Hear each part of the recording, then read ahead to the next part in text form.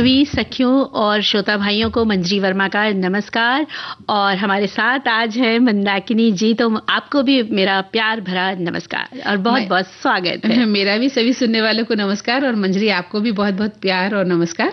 कैसी हैं? बहुत मुस्कुरा रही हैं। बस जो सखी सहेली के मंच पे आते हैं और आप सामने होती है तो मुस्कुराना अपने आप ही आ ही जाता है। कि अब मंदाकिनी जी क्या बोलेंगे और किस बात में हमें हंसी आएगी। और तो मुझे लगा कि कहीं मेरा चेहरा देखकर आपको हंसी तो नहीं आ जाती? नहीं।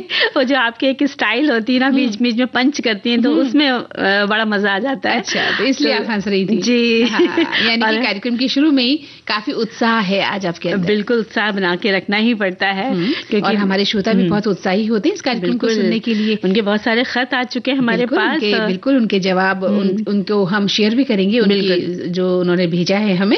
और अभी वो चाहते होंगे कि वो 4 बातें क्या हैं आज जो हम करने वाले हैं।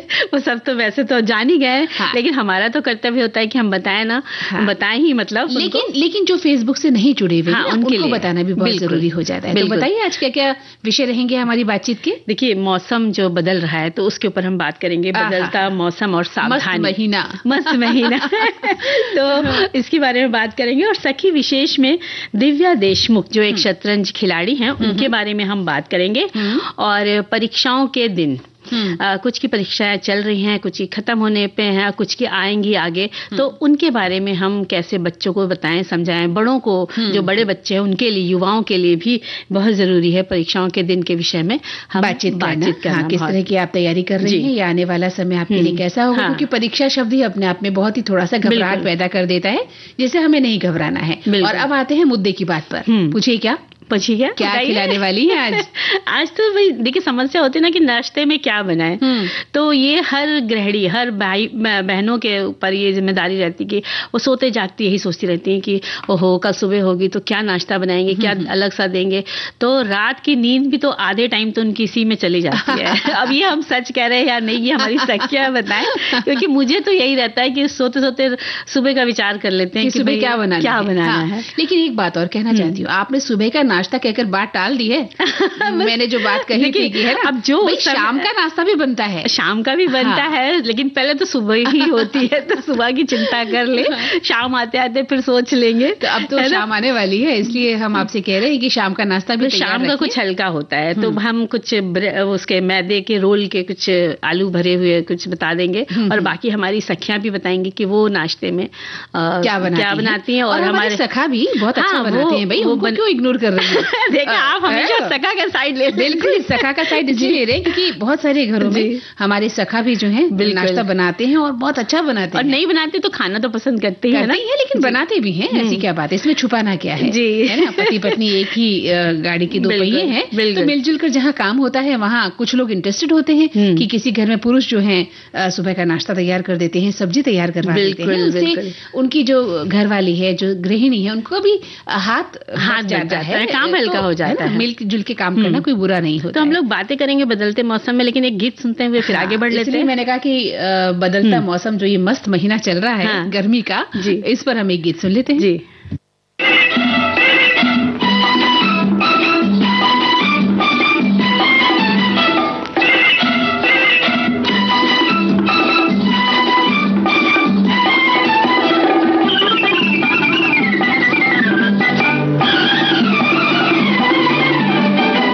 झूमता मौसम मस्त महीना, चांदी गोरी एक हसीना, आँख में काजल मुंह पे पसीना, याला दिल ले गई, याला दिल ले गई।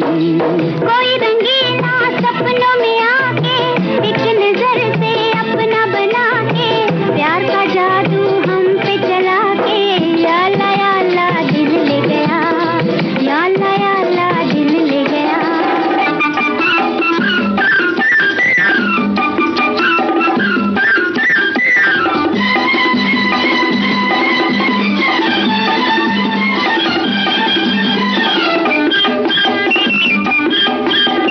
ठंडी सड़क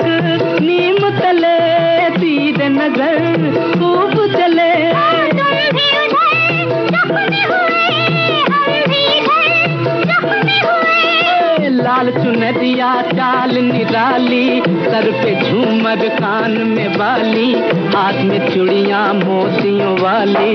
या अल्लाह दिल ले गई, या अल्लाह दिल ले गई। कोई रंगीला सपनों में आके एक नजर से अपना बना के प्यार का जादू हम पे चला के। या अल्लाह दिल ले गया, या अल्लाह दिल ले गया।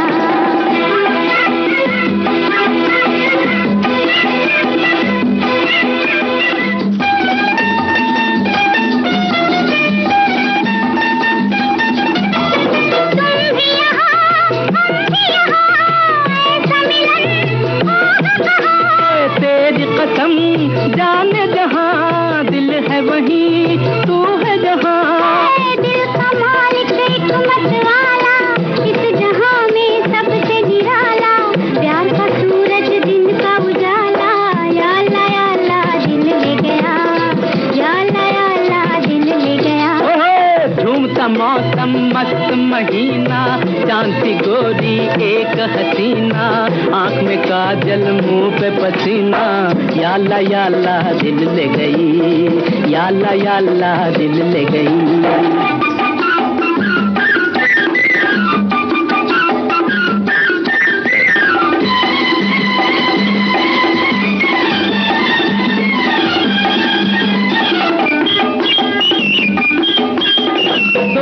तरफ आग लगी, ऐसी लगी बुझ न सकी।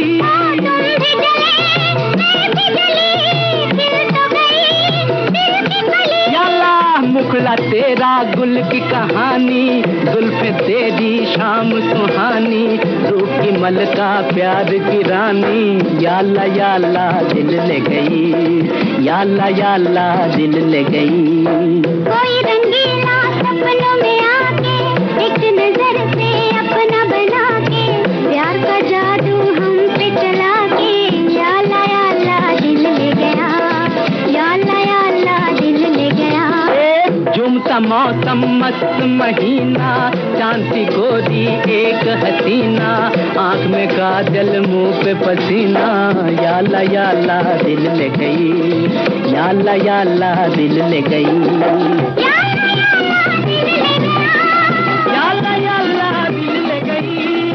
तो भाई मंजरी, या अल्लाह दिल ले गई। तुम तो इस गीत को सुनवा कर है क्या बता, ये तो पूछना पड़ेगा हमारे सभी साथियों से। देखो इतना खूबसूरत मौसम चल रहा है, जहाँ मस्त गर्मी हो रही है और देखते ही देखते जो है हम चपेट में आ जाते हैं। बिल्कुल आ जाते हैं। और इस गर्मी के मौसम में भी देखा जाए तो सर्दी खांसी जुकाम बुखार हो जा रहा है। बिल्कुल हो जा रहा है, क्योंकि हम देखा जाए मौसम बदल रहा है। क्योंकि हमारे यहाँ जो ऋतु है ना मंदाकिनी जी, वो भी इतनी सुंदर सुंदर, जैसे बसंत है, ग्रीष्म है, वर्षा है, शरद है, हेमंत, शिशिर ऋतु है। और अभी अभी हम लोगों ने अक्टूबर नवंबर दिसंबर की जो सर्दियों को देखा है, कितनी दफे शरीर में अस्वस्थता बीमारी आई और गई। और देखते देखते अगली ऋतु का भी मौसम आ गया, यानी मार्च से जून है ग्रीष्म ऋतु का मौसम। अब सर्दियों से गर्मी की ओर परिवर्तन शुरू होने लगा है, और इस परिवर्तन के समय ही हम जरा सा चुके नहीं कि बस बीमार पड़ जाते हैं, डॉक्टर के पास जाना, लाल पीली सफेद दवाएं खाना। और जैसा आपने कहा ना कि सर्दी खांसी जुकाम से नाक की हालत का बेहाल हो जाए ना, है ना, और बुखार, अरे ये भी तो कहाँ मानने वाला होता है ना मंदाकिनी जी। बेवक्त बेमौसम चला आता है और धावा बोल ही देता है, समझ लीजिए। बिल्कुल धावा बोल देता है। और देखा जाए तो ये जो मौसम है ना, ये किसी मेहमान से कम नहीं है मंजरी। देखा जाए तो उनका स्वागत भी हम सभी खूब करते हैं, क्योंकि हम मौसम के बदलने की कई प्रकार की, जैसे फलों से सब्जियों से आनंद भी उठाते हैं, फसलों से आनंद उठाते हैं। और हमारा शरीर एकदम से आदी नहीं होता किसी मौसम के बदलते ही। तो जैसे ही मौसम बदलता है तो घर की व्यवस्था में भी बदलाव होने लगता है। हम सर्दियों में जितनी रजाई में दुबके रहते हैं, बस गर्मी होते ही हम बाहर निकल आते हैं और फिर लेकर क्या खाते हैं, कभी आइसक्रीम, कभी ठंडा पानी, चिल्ड पानी पी रहे होते हैं, और कभी जो बर्फ का गोला खा रहे होते हैं, घूमने के प्लान बना रहे होते हैं। और थोड़ा सा हमने लापरवाही बरती नहीं, और फिर क्या होता है, हम बीमार पड़ जाते हैं और हमारे गले, हमारे जो नाक, उनके सुर बिगड़ जाते हैं। और मौसम में बदलाव तो निश्चित ही है। तो हमें इनसे कुछ सीख ही लेना चाहिए कि हम ताज़ा पौष्टिक आहार का सेवन करें और अधिक मात्रा में पानी का सेवन करें। गर्मियों में तापमान बढ़ने से शरीर का पानी पसीने के जरिए कम होने लगता है, तो पानी ज़्यादा, कम से कम करीब 3 लीटर तो पानी पीना ही चाहिए। और वैसे ही मौसमी फल, तरबूज, खरबूजा, ककड़ी, खीरा, अंगूर, संतरा, इन फलों को भी खाना चाहिए और हरी पत्तेदार सब्जियां, और इसके साथ साथ लौकी, गिलकी जो आ जाती है बाजार में इन दिनों, तो उनको खाएं जिनकी तासीर ठंडी होती है और ये प्राकृतिक रूप से होती, तो इनको खाने से कोई परेशानी भी नहीं होती है। हाँ, बिल्कुल सही कहा आपने। और गर्मी के मौसम में खासतौर से पानी न पीने से शरीर में पानी की कमी तो होती ही है और दूसरे प्रकार की तकलीफें भी हमें आने लगती हैं। इसलिए हमें क्या करना है, सबसे बड़ी बात कि जिस तरह से हम सर्दी में आग तापते हैं और ध्यान रखते हैं, उसी प्रकार गर्मी में भी हमें कुछ ऐसा सेवन करना चाहिए ताकि हमारी जो प्रतिरोधक क्षमता है, रोग प्रतिरोधक क्षमता, वो बनी रहे। और विटामिन सी है, जैसे नींबू को हम शामिल करें, संतरे को, आंवले को, कैंडी को, चटनी को, जूस को हम शामिल कर सकते हैं और हर्बल चाय पी सकते हैं। और थोड़ा कम मात्रा में खाना खाएं गर्मी के मौसम में, ज्यादा भरपेट ओवर ईटिंग बिल्कुल। और जो ये जो गर्मियों का मौसम, जैसे कहीं कहीं पर गर्म हवाएं चलने लग गई, लू का प्रकोप में बदल चुका है कहीं कहीं पे, तो वहां पे आप जैसे निकलते हैं तो वो समय भी आप देख लें कि हम किस समय निकले। अगर सुबह आप काम कर सकते हैं तो उस समय निकलिए, नहीं तो आप शाम को निकलिए, जो दोपहर का अवॉइड करें, दोपहर का टाइम। लेकिन अगर अब जॉब ऐसी है आपको निकलना, तो देखिए निकलना ही पड़ेगा, सिर को ढक लें और फिर निकले। जी, और मंदाकिनी जी, जब हमें निकलना ही है इन दिनों तो खाली पेट ना निकले, कुछ खा पी करके निकले, पानी पर्याप्त मात्रा में पी के निकले, घर साथ लेके निकले, भूखे प्यासे नहीं निकलना, भूखे प्यासे नहीं निकलना है। अभी सखियां व्रत भी रखती होंगी तो दिन भर भूखा नहीं रहना है बिल्कुल, कि भाई व्रत रखा है तो वो सुबह से शाम कम से कम आप शिकंजी पीजिए, शक्कर नींबू वाला, वो फल फूल खाइए। हाँ, ये चीज लेके अपने साथ भी जा सकते हैं। और अगर बाहर निकल रहे हैं तो छाता लेके निकलिए, अपना अंगोछा जो बोलते हैं वो, या सर पे बांधने के लिए कोई कपड़ा दुपट्टा वो रखिए, आंखों में आप चश्मा भी धूप का रखिए। इस तरह की चीजें आप सावधानी लेके निकलेंगे तो जहां पर गर्मी पड़ रही, जहां पे इस तरह का आपको असर लग रहा है, तो आप बचे भी रह सकते हैं। और ये बात पे कभी ध्यान रखना है आपको कि आप पर्याप्त नींद भी लें, अपना योग और ध्यान जरूर करें, सुबह की सैर भी करें। गर्मी के मौसम में तो आप सुबह अच्छे से निकल सकते हैं ताकि शरीर ऊर्जावान बना रह सके आपका। और इसके अलावा अगर आप शरीर को काम में नहीं लेती हैं तो फिर वो शरीर धीरे धीरे बैठने लगता है। जिस प्रकार से एक मशीन जब हम काम में नहीं लेते तो वो ठप हो जाती है, ठीक उसी प्रकार शरीर की भी एक मशीन है। तो हाथों और पैरों में गति का क्रम बना रहे, इसके लिए रक्त संचार प्रणाली को सुचारू रूप से चलाना है और श्वसन तंत्र भी अपना कार्य करता रहे सुचारू रूप से। इसलिए एक जगह बहुत देर तक बैठे नहीं रहे, बहुत ज्यादा एसी या कूलर में नहीं रहे, और सोने से भी ज्यादा शरीर की बीमारियों को बहुत ज्यादा संक्रमण हो जाता है। शरीर में बहुत ज्यादा बीमारी जन्म ले लेती है। जितनी जरूरत लगे पर्याप्त नींद लें, नींद की कमी भी नहीं होनी चाहिए, पर्याप्त नींद लें। और अगर आप दिन में सोने के आदी हैं, जो घर में रहते हैं, वो दिन की नींद ले। खाना खाने के बाद थोड़ा तो रेस्ट करने का मन करता है तो आप रेस्ट कर सकते हैं। और इसलिए मौसम का स्वागत जो है अतिथि देवो भव की तरह करें, लेकिन बीमारियों का ना करें, है ना। और जिन्हें हम अपनी ही लापरवाही से बुलाते हैं, यानी सावधानी हटी दुर्घटना घटी वाली हालत हो जाती है। और अपने शरीर की स्वच्छता का भी ध्यान रख रहे हैं, हाथ रखें और हाथ पैर मुंह के साथ कपड़ों को भी आप रोज साफ करें, धोएं, पहने। और किसी को खांसी सर्दी है तो थोड़ा सा आप दूरी बना लें और हल्दी वाला दूध खुद भी पिए, और जो भी है इससे घर में सभी को आप पिला सकते हैं। और ठंडी चीज़ों से परहेज करें, अचार चटनी का सेवन कम मात्रा में करें, और घर का ही हो सके तो शुद्ध पानी पिएं और अपने साथ भी ले जाएं। और आराम बड़ी चीज़ है, इस ओर भी सजग रहें, काम उतना ही करें जितना शरीर साथ दे। बच्चे हो या हम, आप या बुजुर्ग, उनके कपड़ों का चयन भी मौसम के अनुसार हो। और यदि कुछ खेलना पसंद है तो खेलें और शरीर को फुर्तीला बनाने का भी प्रयास करें। बिल्कुल, खेलने के लिए आप सुबह का समय या शाम का समय ढूंढ सकते हैं। कुछ बच्चों के एग्जाम हो गए हैं तो सुबह उठा के उनको आप खेल खिला सकते हैं। बिल्कुल। और नहीं तो शाम को 6 बजे के बाद, लगभग 6 साढ़े 6 के बाद आप जाकर बच्चों के साथ खेल सकते हैं। हमारे एक श्रोता लिख रहे हैं मंजरी कि अभी मौसम से बदलाव जारी है, रात को ठंडक हो रही है, दिन में तेज धूप है। कल हमारे शहर में बादल हो रहे हैं, मैं खुद ही इस मौसम की चपेट में आ गई हूँ। ठंडे पानी से नहाना शुरू करा तो हल्की सर्दी से छींकें शुरू हो गई हैं और वापस से गर्म पानी का इस्तेमाल मैंने शुरू कर दिया है। और हमारे एक साथी और लिखते हैं कि बदलते बदलते मौसम के साथ जरा सी सावधानी हमें बीमार कर सकती है। मौसम कोई भी हो, जब वो बदलता है तो उसे पूरी तरह से बदलने में 20 से 25 दिन का समय लगता है। लेकिन मैंने बहुत से लोगों को देखा है कि वो मौसम के साथ अपनी दिनचर्या या खान पान नहीं बदलते, बल्कि मौसम बदलने से पहले वो अगले मौसम के अनुसार खुद को ढाल लेते हैं। जैसे अभी बीते हुए ठंड के मौसम में बहुत से लोग गर्म पानी से नहाते हैं और गुनगुना पानी पीते हैं, लेकिन जरा सा भी मौसम में तापमान बढ़ा नहीं कि अचानक से ठंडे पानी से नहाना और ठंडा पानी पीना शुरू कर देते हैं। यही सबसे ज्यादा नुकसानदायक होता है। और जबकि ठंड के मौसम को गर्मी के मौसम में बदलने की प्रक्रिया धीरे धीरे होती है, तो उसी गति से हम सभी को भी अपनी दिनचर्या भी बदलनी चाहिए, तो आपका शरीर पिछले मौसम से हटते हुए अगले मौसम के अनुरूप ढाल लेगा और ऐसे में सर्दी जुकाम जैसी वायरल बीमारियों से बचा जा सकता है। यही बात बहुत अच्छी बात कही और यही हम समझाना भी चाह रहे थे कि कैसे हम बदलें। बिल्कुल सही बात है कि आप एकदम से ना सोचे, स्विच ऑन ऑफ की तरह नहीं होता शरीर और मौसम भी नहीं होता है। धीरे धीरे शरीर को ढालना सीखें और थोड़ा सा वक्त ले। अगर आप गुनगुने पानी को पी रही हैं तो पीते रहिए, ऐसा मत सोचिए कि गर्मी आ गई अब तो फ्रिज का ठंडा पानी पीना ही पड़ेगा। पीजिएगा धीरे धीरे, समय आने पर पीना शुरू करें। और एक श्रोता लिखते हैं कि सुबह के वक्त ठंडी हवा, दिन में गर्मी और शाम होते होते फिर ठंड, गर्मी भी महसूस होती है और ठंड का एहसास अभी पूरी तरह खत्म नहीं हुआ है। यही वजह है कि इस बदलते मौसम में लोग जुकाम, बुखार, बदन दर्द, सिर दर्द, आंखों में जलन, पेट दर्द, फ्लू और एक्जिमा जैसी कई बीमारियों का शिकार हो रहे हैं। इस मौसम में अस्थमा के मरीजों की दिक्कतें बढ़ जाती हैं और बीमारियों को उन लोगों को ज्यादा खतरा भी बना रहता है। और लिखते हैं कि आज के विषय में सबसे अधिक महत्वपूर्ण विषय है बदलते मौसम में सावधानी बरतना। बदलाव कुदरत का नियम है। दिन रात बदलते हैं, हालात बदलते हैं और साथ मौसम के फूल और पार्ट बदलते हैं। इस सृष्टि पर बसे हुए हर जीव के लिए भोजन के उपरांत ठंड, गर्मी और पानी की जरूरत रहती है। ऋतुओं के अनुसार शरीर को ढालना जरूरी है। एक ऋतु से दूसरी ऋतु के बदलाव के बीच का जो समय है उसमें संक्रमण फैलने की ज्यादा संभावना होती है। अब ठंड ऋतु समाप्ति की ओर है, गर्मी की शुरुआत भी हो गई है। सुबह शाम ठंडा वातावरण और दिन भर की कड़ी धूप पड़ रही है जो हमारे शरीर का संतुलन बिगाड़ सकती है। जिनकी रोग प्रतिकार शक्ति कम है उसे सर्दी, कफ, खांसी, बुखार और निमोनिया जैसी समस्याओं का सामना करना पड़ सकता है। तब खान पान में ख्याल रखना जरूरी है।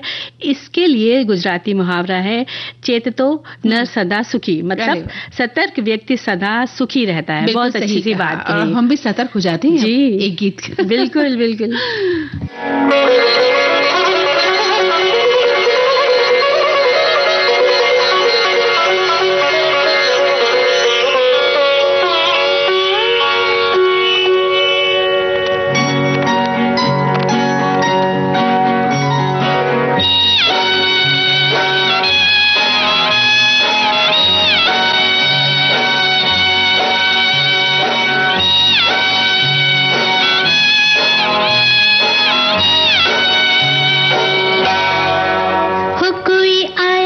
लचक उठी काया कि दिल मेरा बस में नहीं। हो कोई आया लचक उठी काया कि दिल मेरा बस में नहीं। शर्माऊं लाख बल खाऊं कि जैसे परवीना मैं उड़ती जाऊं कि दिल मेरा बस में नहीं। हो कोई आया लचक उठी काया कि दिल मेरा बस में नहीं।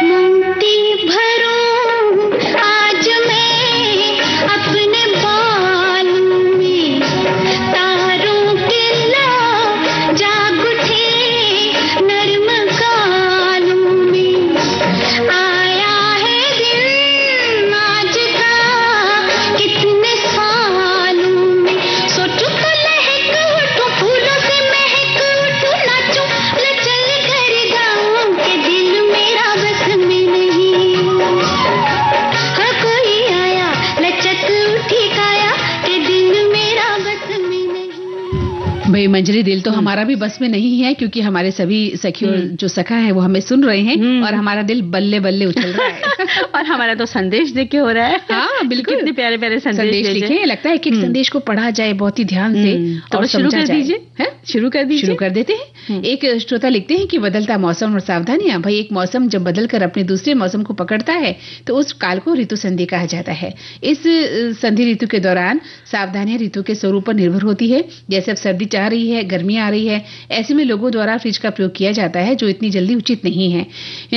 ऋतु में बीमारियों की बहुत जल्दी पकड़ में आती है। ऐसे में 6 ऋतुओं के बीच अंतिम और शुरुआती माह के 15 दिन को ऋतु संधि कहा जाता है। और इन संधियों के दिन चर्या और रात्रि चर्या का ज्ञान हर एक को होना जरूरी है, जो स्वस्थ व्रत का मूल है। बिल्कुल सही बात लिखी है। और एक लिखते हैं कि मौसम का बदलाव और बच्चों की परीक्षाएं दोनों एक साथ आती है, इसलिए माता पिता को बच्चे की देखभाल और जीवन शैली का विशेष ध्यान रखना चाहिए, ताकि बच्चे बीमार ना पड़े और परीक्षाओं में बेहतर प्रदर्शन कर सके।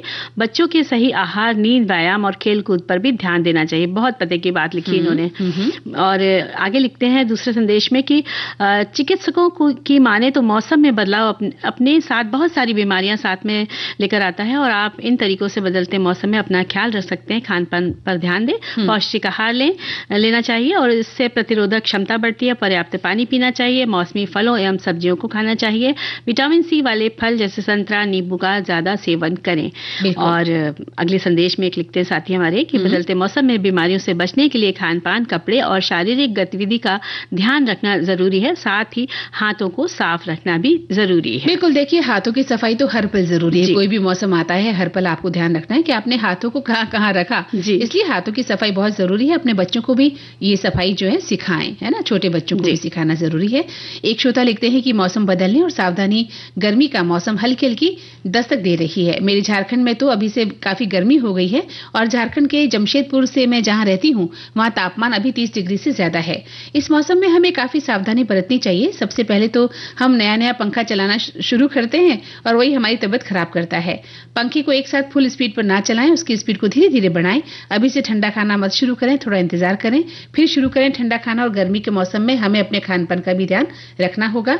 अगर इस मौसम में हम अच्छा खान पान नहीं करेंगे तो हमारी सेहत को पूरी तरीके से नुकसान होता है। एक बात जरूर ध्यान रखिएगा कि पंखे की स्पीड को एक साथ ज्यादा मत बढ़ाइए, थोड़ा थोड़ा करके उसको बढ़ाइए। बहुत सही लिखते हैं। बिल्कुल यार, इनके संदेश को देख के मुझे अपनी कल की बात याद आ गई। कल रात में हम तेज पंखा चला के सो गए, तो सुबह जो हालत थी तो बस पूछिए मत, नाक बंद, गला, हालत खराब हो गई थी। दिक्कत है ना। बिल्कुल, ये बाकी लालच है। हम थोड़ा सा भी कष्ट सहना ही नहीं चाहते। हमें लगता है मच्छर काटेंगे, तो लग जाएगी। बस समझ लीजिए कि ये जो इनका संदेश था वो सत्य साबित हो गया था, क्योंकि ये बात सच है। हमारी कमजोरियां ही हमें परेशान करती हैं। इन कमजोरियों पर थोड़ी बहुत विजय तो हम पा ही सकते हैं, ज्यादा नहीं तो। एक श्रोता लिखते हैं कि हमारे शरीर की बहुत सी प्रक्रियाएं प्रकाश संवेदी होती है, और बदलते मौसम में शरीर को मिलने वाले प्रकाश की मात्रा भी परिवर्तित होती है। इसलिए मौसम और ऋतु परिवर्तन होते रहते हैं।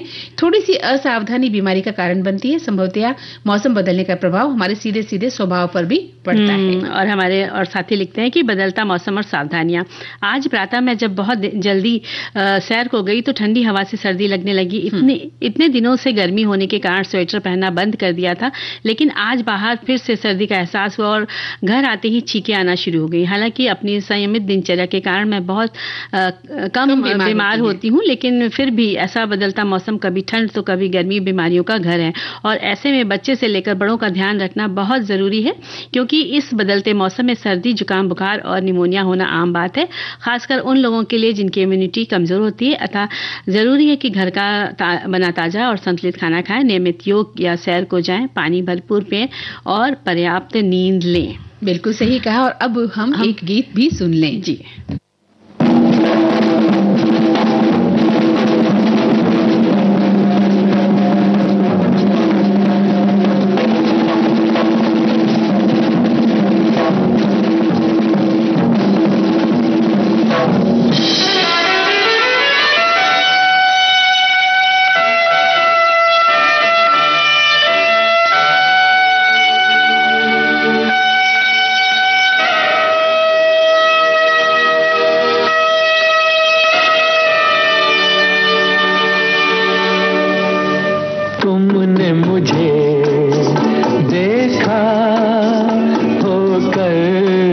मेहरबान रुक गई ये ज़मीं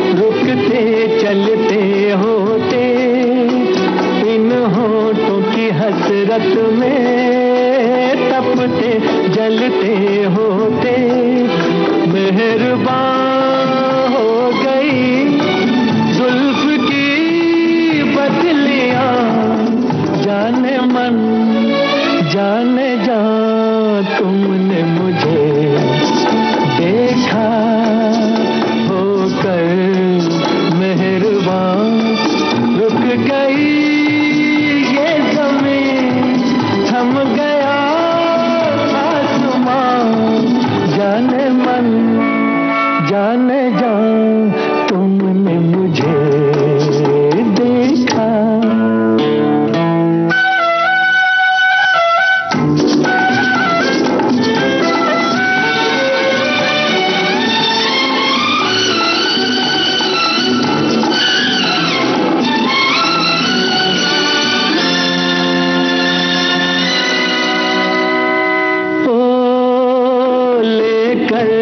हंसी जलवे तुम भी न कहाँ पहुँचे आखिर को मेरे दिल तक कदमों के निशान पहुँचे खत्म से हो गए रास्ते सब यहाँ जाने मन जाने जा तुमने मुझे। तो मंजरी एक अंतराल हम लेते हैं और उसके बाद फिर से लौटते हैं जी।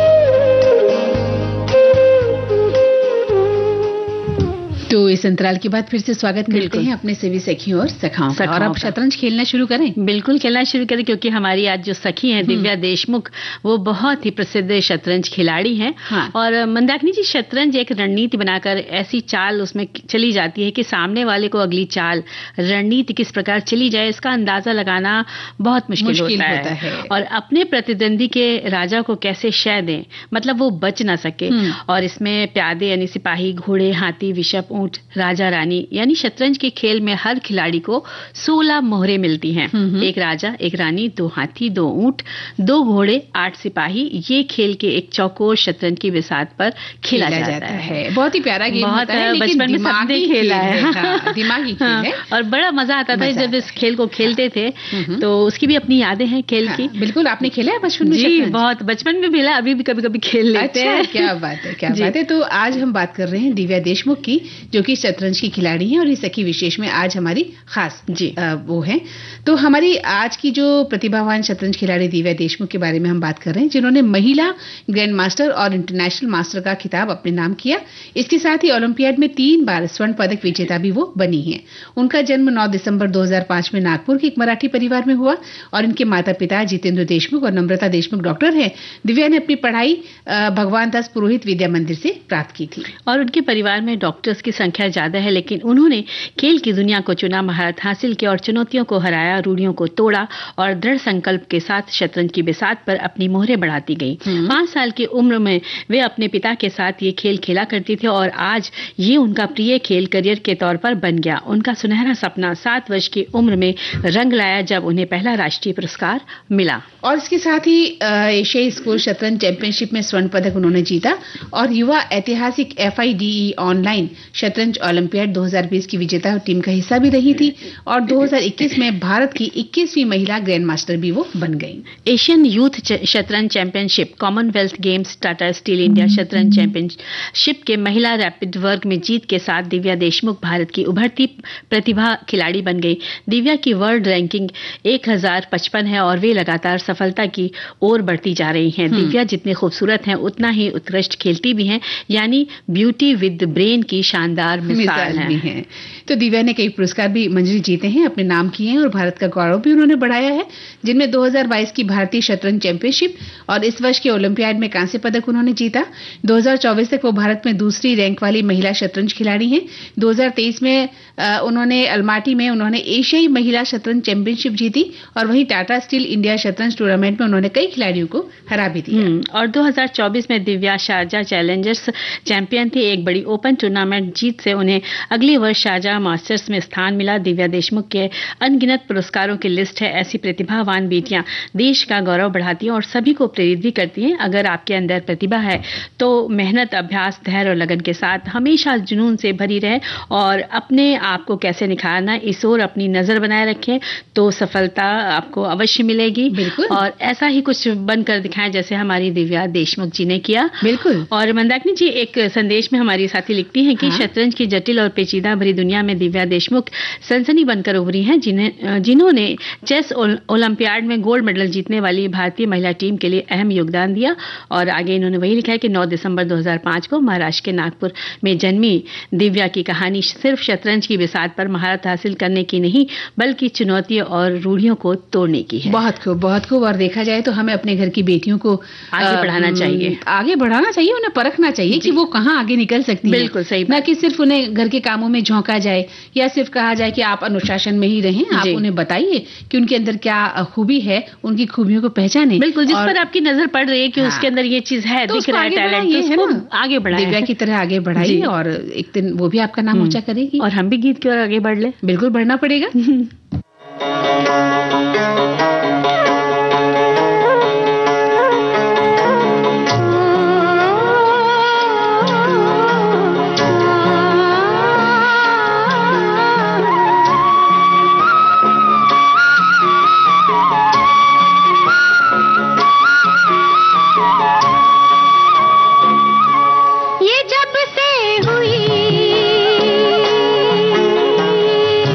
जिया की चूड़ी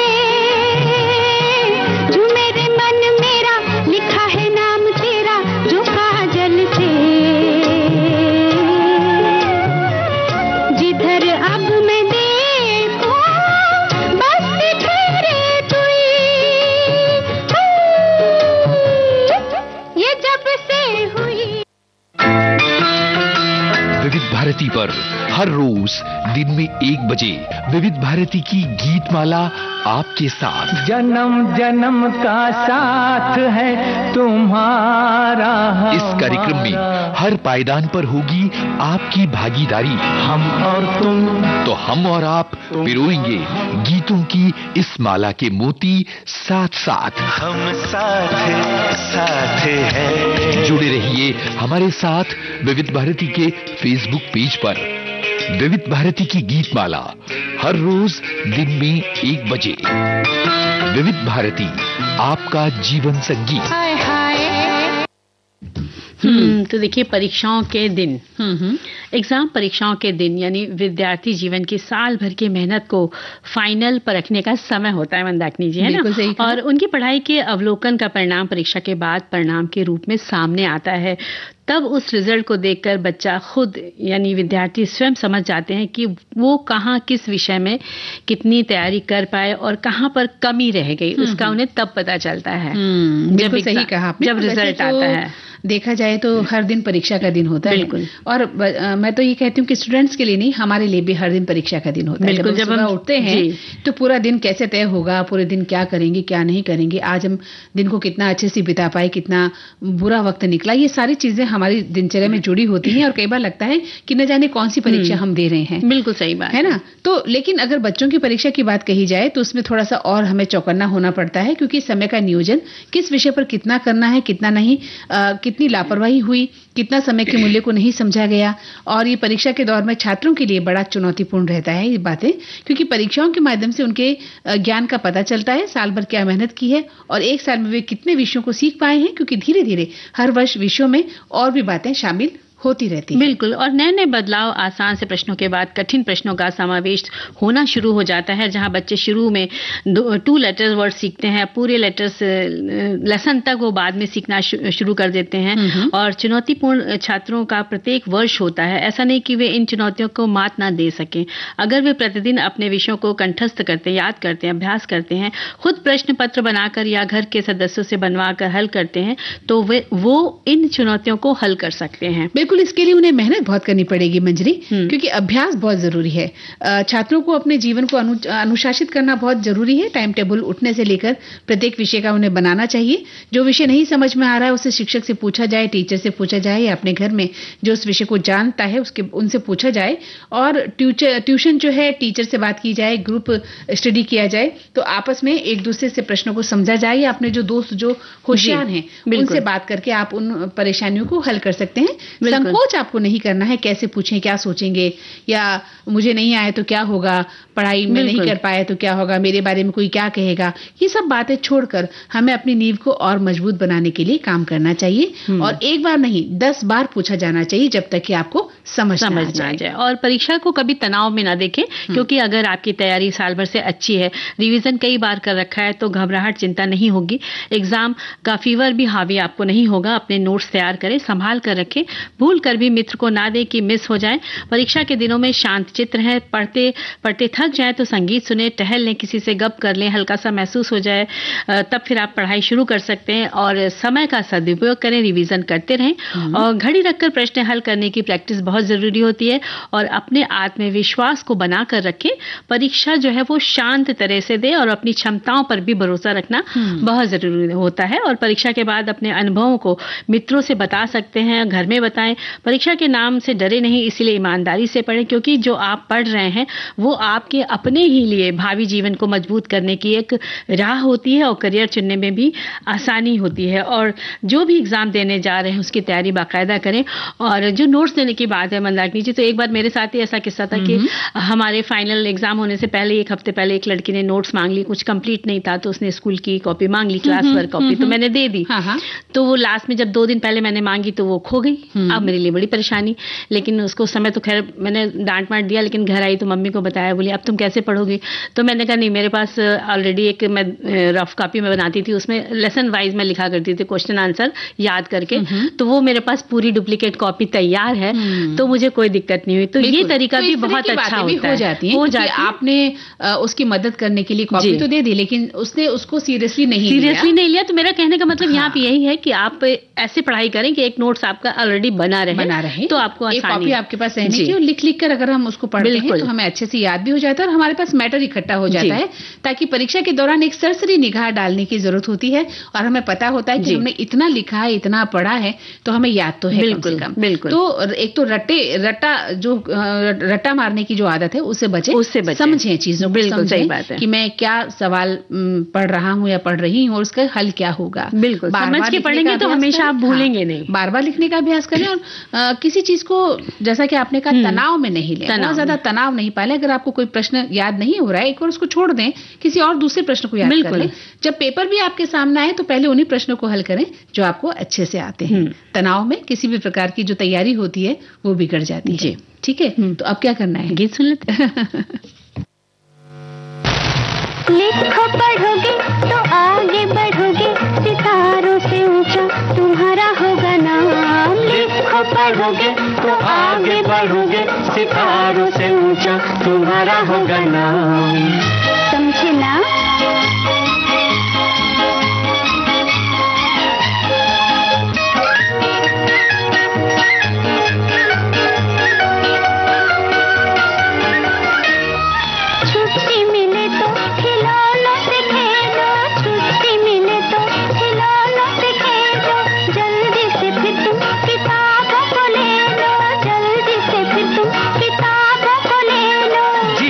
चुराओ,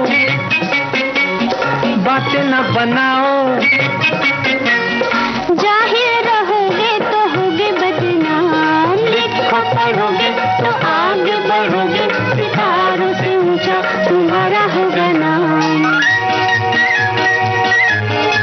अलिफ से बोलो, क्या होता है?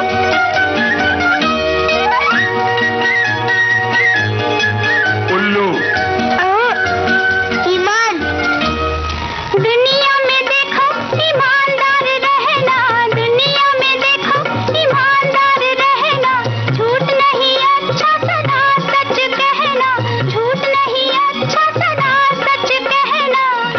किसी के तुम न दुखाना, ऐसी ही नेकी करो सुबह शाम। लिखो पढ़ोगे तो आगे बढ़ोगे, सितारों से ऊंचा तुम्हारा होगा नाम। अच्छा बोलो, बा से क्या होता है?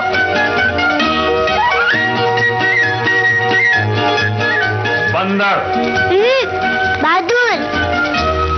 बन के बहादुर तुम अपने वतन के, बन के बहादुर तुम अपने वतन के, निगे बाहर रहना तुम अपने चमन के, निगे बाहर रहना तुम अपने चमन के। इसको संभालो, गले से लगा लो, हो आजाद अब तो ना होना फिर गुलाम। लिखो पढ़ोगे तो आगे बढ़ोगे। तो मंजरी, हमारे श्रोताओं ने भी बहुत कुछ लिखा है, पढ़ के बताइए। बिल्कुल, लिखते हैं कि परीक्षाओं के दिन छात्र के साथ साथ माता पिता, पूरा परिवार और पड़ोसियों को भी परीक्षा लेने वाले हो जाते हैं दिन। और स्वच्छ प्रसन्न वातावरण, शांति और पढ़ाई में उत्तेजना देने वाली कृति हमें अपनानी चाहिए, है ना। और साथ ही साथ खाने पीने की चीजें भी संतुलित रखनी चाहिए, यानी कि हमेशा अच्छे मन से पढ़ें, शांत रहें और खान पान पर भी ध्यान दें। बिल्कुल। एक श्रोता लिखते हैं कि परीक्षा का दिन हमारे जीवन का एक अनिवार्य हिस्सा है, जो हमें हमारी क्षमताओं का एहसास कराता है और ये दिन हमें सिखाता है कि डर को पीछे छोड़कर आत्मविश्वास के साथ आगे बढ़ना होगा और सफलता की ओर कदम बढ़ाना होगा। क्योंकि अगर परीक्षा से डर के बीमार हो गई तो जीवन में आगे जो बड़ी बड़ी परेशानियां आने वाली, उनका सामना हम कैसे करेंगे। तो पूरे आत्मविश्वास के साथ परीक्षा का सामना करें और पेरेंट्स बच्चों को डराने और डांटने की बजाय उन्हें समझाएं कि तुम शांत मन से अच्छे से परीक्षा दो, बस अपनी पूरी कोशिश करो, बाकी तुम्हें चिंता नहीं करनी है। बिल्कुल। और इसके आगे लिखते हैं कि परीक्षा के दिन हम भी अध्यापन से जुड़े थे, अध्यापक रहे हैं, अतः परीक्षाओं में हमें भी बहुत तनाव रहता था। कभी सुबह तो कभी दोपहर तो कभी शाम की परीक्षा में ड्यूटी, और ड्यूटी ना हो तो परीक्षा संबंधी अन्य बहुत से कार्य होते थे। परीक्षाएं आसानी से संपन्न हो जाए, सब स्टाफ यही चाहते थे, क्योंकि हमारे स्कूल में बोर्ड का सेंटर रहा करता था। फ्लाइंग आती रहती थी, हमेशा यही डर रहता था कि कहीं किसी तरह की कोई लापरवाही ना हो जाए, क्योंकि बाहर से स्टाफ आता था और बच्चे भी बाहर के होते थे, तो बहुत सतर्क रहना होता था परीक्षा के समय। बिल्कुल। तो अब हमें सतर्क हो जाना है, क्योंकि एक प्यारा सा गीत इंतजार कर रहे हैं। और कई बार पढ़ने का मन भी नहीं करता है ना। वही कह रहा है ये गीत भी। जी।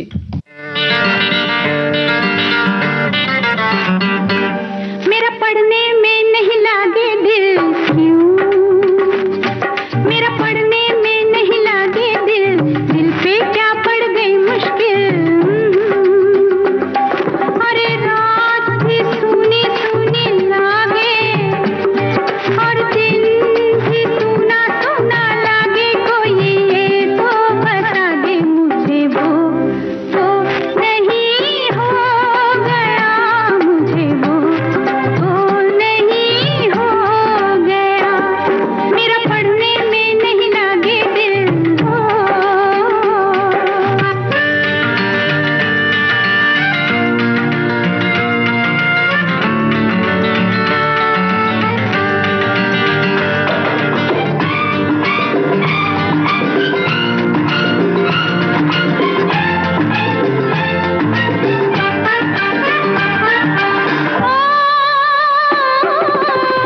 बैठे बैठे मन मुस्काए, बैठे बैठे मन मुस्काए, मैं ना जानू वो क्यों याद आए, मैं ना जानू वो क्यों याद आए, किससे बातें करती हूँ मैं, अरे किससे बातें करती हूँ मैं, छुपके छुपके हंसती हूँ, कोई ये तो बता दे मुझे वो तो नहीं हो गया, मुझे वो तो नहीं हो गया। विविध भारती पर धूम मचा रहा है हेलो फरमाइश। मुद्दत से दूर थे तुम हम, एक जमाने के बाद मिलना अच्छा लगा। जब से ये प्रोग्राम बंद हुए थे ना, तब लोग चर्चाएं करते थे कि विविध भारती से कब प्रोग्राम चालू होंगे। हम लोगों को अब सफलता मिली है तो हमें बहुत खुशी है सर। श्रोताओं की पहली पसंद, पहला प्यार होता है ना, फोन इन प्रोग्राम होता है कि अपनी आवाज करोड़ों लोगों तक पहुंचे, और एक ऐसा रेडियो स्टेशन विविध भारती है कि आवाज श्रोताओं के कानों में गूंजती है। आपको बता दें, हेलो फरमाइश कार्यक्रम के लिए आप भी कर सकते हैं फोन कॉल। रिकॉर्डिंग बुधवार को दिन में 11 बजे से लेकर 1 बजे के बीच, हेलो फरमाइश कार्यक्रम का प्रसारण मंगलवार और गुरुवार को शाम 4 बजे, पुनः प्रसारण बुधवार और शुक्रवार को दिन में 10 बजे, विविध भारती पर हेलो फरमाइश। मंजरी जी, हमारी एक श्रोता लिख रही हैं कि वे नाश्ते में क्या बनाएं, अगर इस बात की हमें चिंता करने की जरूरत नहीं है, क्योंकि हमारी प्यारी मंजरी वर्मा तो है, तो चिंता किस बात की, क्योंकि मंजरी जी ही बताएंगी, क्योंकि हमेशा वही नई नई डिश बनाकर पोस्ट करती हैं और हमें खाने के लिए लुभाती हैं। देखिए पकड़ी गई ना, बिल्कुल, वहाँ तो सब दुनिया भर के नाश्ते बनाती हैं, है ना। जी बिल्कुल, हाँ। ये तो इसमें कोई मतलब दो राय नहीं है, शक नहीं है। लेकिन आज हम सोच रहे हैं कि हम अपनी सखियों के द्वारा जो बताए हुए नाश्ते हैं उनकी बात कर लेते हैं। उन्होंने क्या लिखा है, एक लिखती है हमारी सखी कि बिहार का फेमस नाश्ता है जो सर्दियों में बहुधा घर में शाम को जरूर खाया जाता है, चूड़ा पोहे को भूनकर या तल ले, उसके साथ ही हरी मटर या हरे चने की भूनकर मसालेदार घुघनी बनाकर चूड़े के साथ खाते हैं। कुछ लोग उसमें भुनी मूंगफली मिलाकर नमकीन मिलाकर भी खाते हैं। बहुत अच्छी लगती है, बहुत अच्छी लगती है, बिल्कुल चाय के साथ। तो शाम के वक्त मुझे अब तो मन कर रहा है इनके हाथ का ही खा ले। बिल्कुल, मुझे तो यही लग रहा है। तो एक लिखती है कि चिया सीड स्पेशल भी बनाया जाता है। इसमें चिया सीड्स का एक कटोरा ले, आपको बस कुछ सामग्री की जरूरत है, दूध, नट्स और फल। एक कटोरे में दूध डालें, चिया सीड्स भिगोएं, उसके ऊपर नट्स डालें और कटे हुए फल डाल दें। आप स्वाद बढ़ाने के लिए शहद भी मिला सकते हैं। कटोरे को रात भर रेफ्रिजरेटर में रखें और सुबह स्वादिष्ट सेहतमंद खाने का आनंद आप ले सकते हैं। और हमारी एक सखी लिखती है, कद्दू, लौकी, घिया के पराठे। कद्दू को घिस लें। अब गेहूं के आटे में घिसे हुए कद्दू, नमक, कटी बारीक प्याज, हरी मिर्च, अदरक लहसुन का पेस्ट, अजवाइन, मंगरेला और थोड़ा सा तेल मिलाकर इसे मुलायम आटा गूंथ ले। इसके पराठे सेक ले। गर्मियों की सुबह में आप इसे पुदीने, आम की खट्टी मीठी चटनी या दही के साथ नाश्ते में ले सकते हैं। ये नाश्ता आपको पेट भरने के साथ पूरे दिन को में आपको स्फूर्ति दे देगा। और कद्दू की जगह बीटरूट, गाजर भी घिसकर मिला सकती हैं, सिर्फ प्याज भी इसमें बारीक काट सकते हैं, मतलब इसके आप करारे पराठे सेक कर बनाकर खा सकते हैं। बिल्कुल सही कहा। और एक लिखते हैं कि सुबह का समय हर समय किसी जल्दबाजी में भरा होता है, क्योंकि हर कोई अपने स्कूल, कॉलेज, ऑफिस या काम पर जाने के लिए तैयार होता है, और ऐसे समय में सबसे अच्छा नाश्ता, सुबह का हेल्दी नाश्ता बनाना आपके लिए बहुत मुश्किल होता है। तो नाश्ते का इंतजाम आपको हमेशा अपने परिवार के सदस्यों का सेहत का लाभ देखते हुए ही बनाना चाहिए।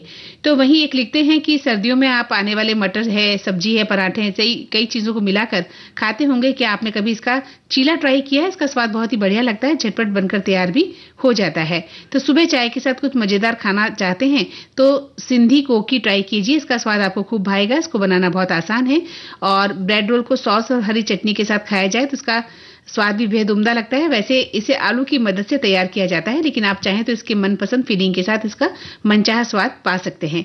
कई बार खाने के बाद रोटियां बच जाती हैं, ऐसे में परेशान होने की जरूरत नहीं है। सुबह के समय फटाफट हेल्दी और टेस्टी नाश्ता बनाने के लिए आप बासी रोटियों का इस्तेमाल कर सकते हैं। ब्रोकली की सब्जी, सलाद, सूप के तौर पर उपयोग कर सकते हैं। अंडे और ब्रोकली को मिलाकर भी हेल्दी नाश्ता बनाया जा सकता है। और सूजी के अप्पे भी बनाए जा सकते हैं, साबूदाने के अप्पे और चावल के अप्पे भी बनाए जा सकते हैं। बिल्कुल, बहुत अच्छी सी बात लिखी है। और एक लिखते हैं कि नाश्ते में क्या बनाएं?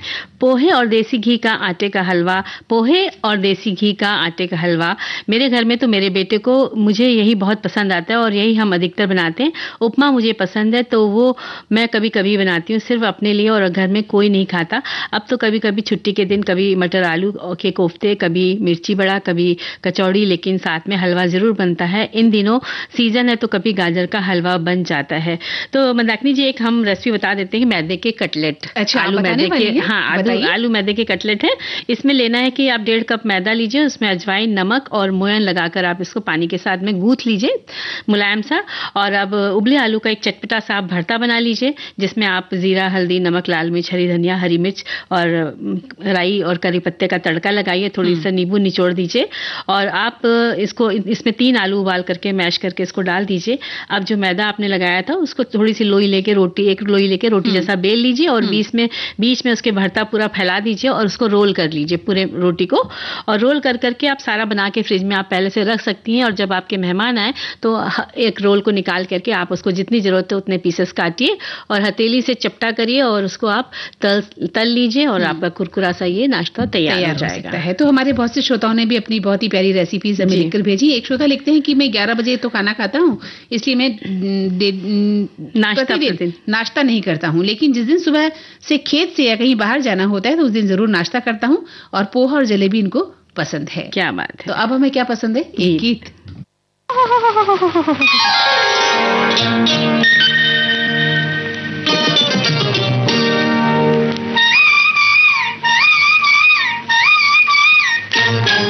खींचे हमसे सावरे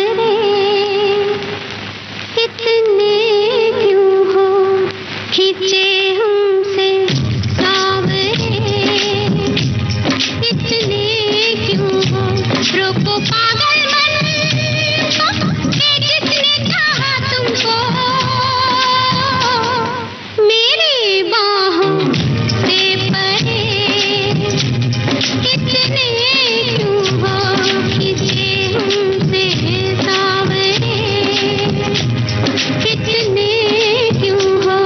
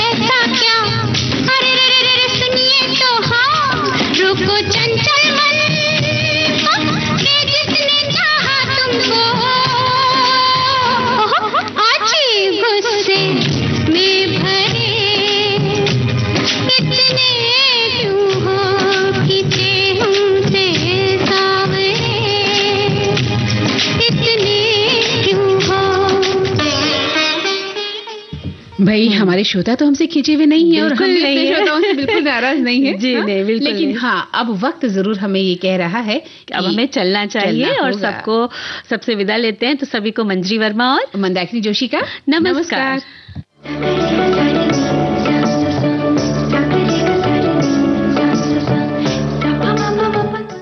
इस कार्यक्रम की प्रस्तुत करता है अनुश्री पाठक।